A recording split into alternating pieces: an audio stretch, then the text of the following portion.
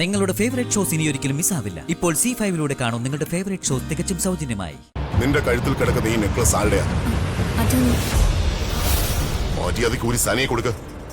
അല്ല അച്ഛൻ, ഞാൻ ഇത് അപ്പൂനിഷ്ടായിട്ട് ഞാൻ ആദ്യം പറഞ്ഞതനുസരിക്ക്. ഊരി കൊടുക്കാൻ പറഞ്ഞ ഊരി കൊടുക്ക. കൂടുതൽ വിശദീകരണം ഒന്നും വേണ്ട. ഒരു സംശയം ചോദിച്ചാ കൃത്യമായിട്ട് ഉത്തരം തരുമോ? അറിയാവുന്നതാണെങ്കിൽ പറയാം. രാജു മന്ത്രിയുടെ പി ആണോ അതോ മന്ത്രിയുടെ മോളുടെ പി ആണോ? മന്ത്രിയുടെ പി എ. ആ, ഉറപ്പാണല്ലോ.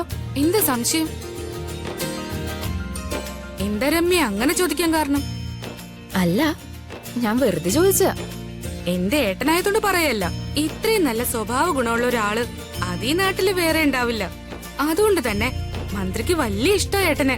പി എന്നല്ല പറയേണ്ടത്, ഓൾ ഇൻ ഓൾ. വേറൊരു തരത്തിൽ പറഞ്ഞ മന്ത്രിയുടെ മനസാക്ഷി സൂക്ഷിപ്പുകാരൻ. മോളുടെ മനസാക്ഷി സൂക്ഷിക്കാതിരുന്നാ മതി. അല്ല, ഞാൻ ചോദിക്കാൻ മറന്നു. എന്തായി അമ്പലത്തിൽ പോയിട്ട്? സ്ത്രീകൾ ആരും ശയനപ്രദക്ഷിണം നടത്താറില്ലെന്ന് പറഞ്ഞിട്ട് അമ്മ കേക്കണ്ടേ? അമ്മ നേരെ കയറി ശയനപ്രദക്ഷിണം ചെയ്തു. എന്നിട്ട് വയ്യാതെ വീട്ടിൽ കിടപ്പുണ്ട്. അയ്യോ, പറഞ്ഞ അനുസരിക്കില്ലെന്നേ, പിന്നെ എന്താ ചെയ്യാ? അല്ല, അമ്മ മാത്രമേ ചെയ്തുള്ളൂ ശയന പ്രദക്ഷിണം? നിന്റെ ഏട്ടൻ ചെയ്തില്ലേ? ഇല്ല, ഞാനും ഏട്ടനും ചെയ്തില്ല. ഞങ്ങൾ മാറിയിരിക്കായിരുന്നു. അതേതായാലും നന്നായി. എന്താ? അല്ല, അമ്മ ശയന പ്രദക്ഷിണം ചെയ്തതിന്റെ ഗുണം നിങ്ങൾക്ക് എല്ലാവർക്കും കിട്ടുമെന്ന് പറയുമായിരുന്നു. ആർക്കറിയാം, കിട്ടിയാലും കൊള്ളാം കിട്ടിയില്ലെങ്കിലും കൊള്ളാം. ഞാനിതൊന്നും ശ്രദ്ധിക്കാൻ പോവാറില്ല.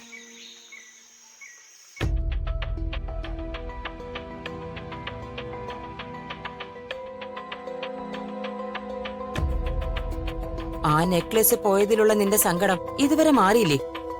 അത് മാറുമോ അമ്മേ? നല്ല നെക്ലസ് ആയിരുന്നു.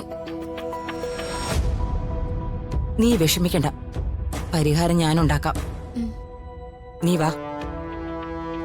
പ്രതാപ, എന്താ ചേച്ചി?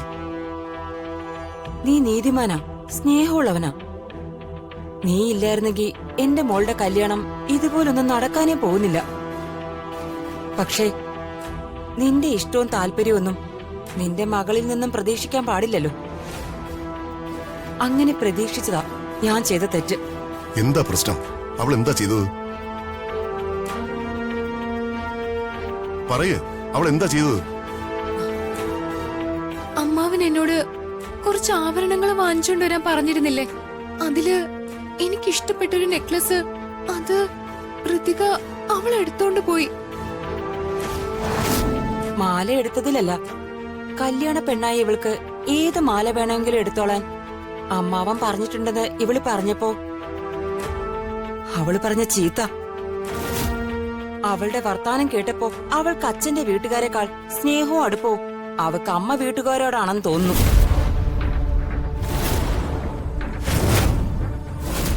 പ്രതാപ, നിലയ്ക്ക് നിർത്തേണ്ടത് നിലയ്ക്ക് തന്നെ നിർത്തണം. ചെറിയ കുട്ടിയൊന്നും അല്ലല്ലോ.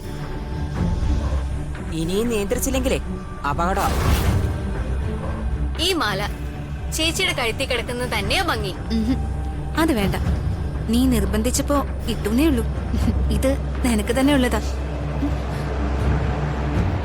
നിന്റെ കഴുത്തിൽ കിടക്കുന്ന ഈ നെക്ലസ് ആരുടെയാ? അത് മര്യാദയ്ക്ക് ഒരു സനയെ കൊടുക്ക. അല്ല അച്ഛൻ, ഞാൻ ഇത് അപ്പൂനിഷ്ടായിട്ട് ഞാൻ ആദ്യം പറഞ്ഞതനുസരിക്ക്. ഊരി കൊടുക്കാൻ പറഞ്ഞ ഊരി കൊടുക്ക. കൂടുതൽ വിശദീകരണം ഒന്നും വേണ്ട.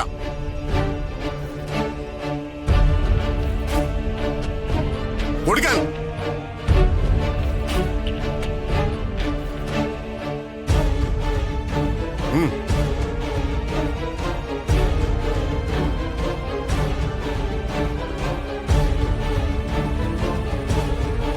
ഇനി ചേച്ചിയുടെ കാലിൽ വീണ് മാപ്പ് പറയും. നീ ചെയ്ത തെറ്റിന് നീ തന്നെ പ്രായച്ചിത്തം ചെയ്യണം.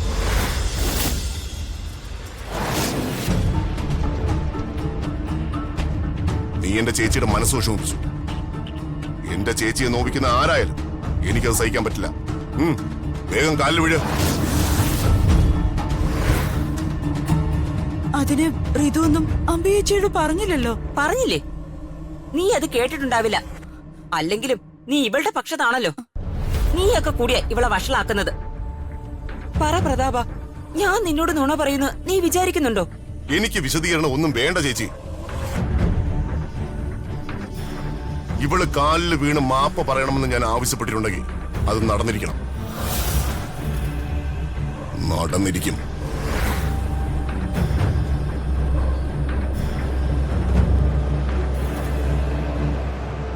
എന്താടി മടിക്കുന്നേ? എന്നെ അനുസരിക്കാൻ പറ്റില്ലെന്നുണ്ടോ നിനക്ക്?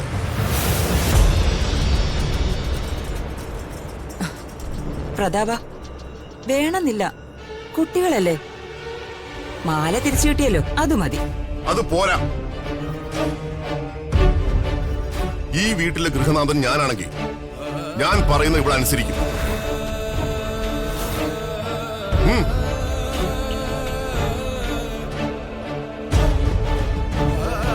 സർ,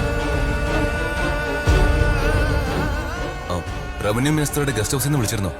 സാർ ഇതുവരെ ഇറങ്ങിയില്ലെന്ന് ചോദിച്ചിട്ട്. ഇപ്പൊ തന്നെ നമ്മൾ ഒരുപാട് വൈകി. ഇനി ഇറങ്ങിയില്ലെങ്കിൽ മീറ്റിംഗ് ക്യാൻസൽ ചെയ്ത് മിനിസ്റ്റർ അങ്ങ് പോകും. മീറ്റിംഗ് ക്യാൻസൽ ചെയ്യാൻ പറ്റില്ല. നീ വാ. മാഡം, അത് ശരി, ഇവിടെ തന്നെ നിൽക്കാണോ? അപ്പൊ ഫോൺ ചെക്ക് ചെയ്തില്ലേ? ഫോണോ? ആ, ശ്രീലക്ഷ്മി വളരെ ഇമ്പോർട്ടന്റ് ആയിട്ടുള്ള ഒരു മെസ്സേജ് അയച്ചിട്ടുണ്ടെന്നും അത് മാഡം നോക്കിയിട്ടില്ല എന്നും പറഞ്ഞ് എന്നെ വിളിയോട് വിളിയായിരുന്നു. വേഗം പോയി അതൊന്ന് ചെക്ക് ചെയ്യൂ. ഞാൻ അതിനൊന്ന് റിപ്ലൈ കൊടുക്ക.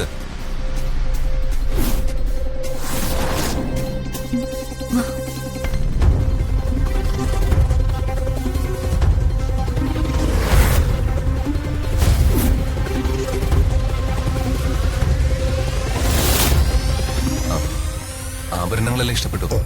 സാർ ചെക്ക് ചെയ്ത് തന്നിട്ടുണ്ട്. ഡിസ്കൗണ്ടും കഴിച്ചുള്ള എമൗണ്ട് എഴുതിയെടുത്തോളാൻ പറഞ്ഞു. ഇത് രാജുവിനെ ഇരിക്കട്ടെ. ആ, എന്താ ഇത്? എന്റെ ഒരു സന്തോഷം. ഇതൊരു സാരിയാ. എന്റെ സ്വർണ്ണക്കടയ്ക്ക് ഇത്രയും വലിയൊരു ബിസിനസ് എന്നത് രാജു അല്ലേ? അതിന്റെ ഒരു നന്ദി. Thank you.